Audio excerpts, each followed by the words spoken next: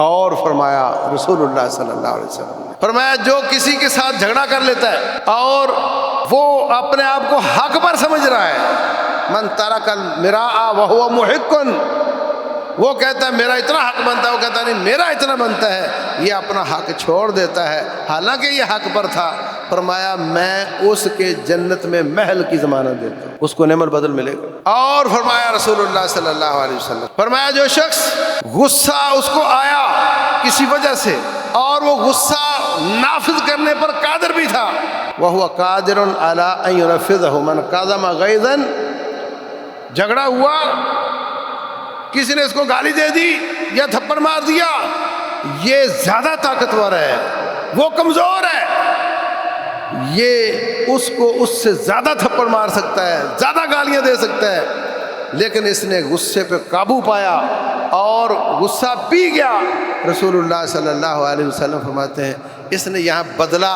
اللہ واسطے چھوڑ دیا، بدلہ لینا اللہ واسطے چھوڑ دیا۔ بعض لوگ سمجھتے ہیں معاف کرنے سے مجھے کیا ملے گا، اگر میں معاف نہیں کروں گا تو قیامت والے دن رب اس سے لے کر دے گا،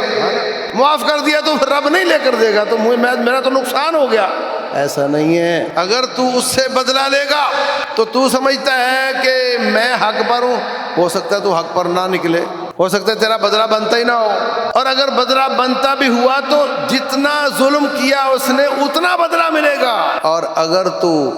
اللہ واسطے چھوڑ دیتا ہے، معاف کر دیتا ہے، تو رب ذوالجلال آپ کو تیرے اس ظلم کو نہیں دیکھے گا بلکہ تیری اس عادت کو دیکھے گا کہ تو نے معاف کر دیا، اللہ تیرے معاف کرنے پر نعم البدل عطا، اللہ اپنی طرف سے دے گا۔ تو فرمایا جس کو غصہ آیا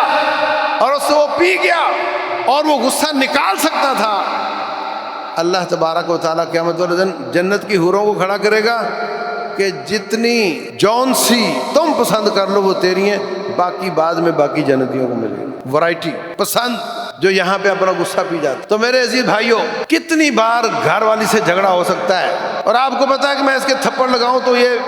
برداشت نہیں کر سکے گی، اس حدیث کو یاد کر لیا کرو اور غصہ پی جایا کرو۔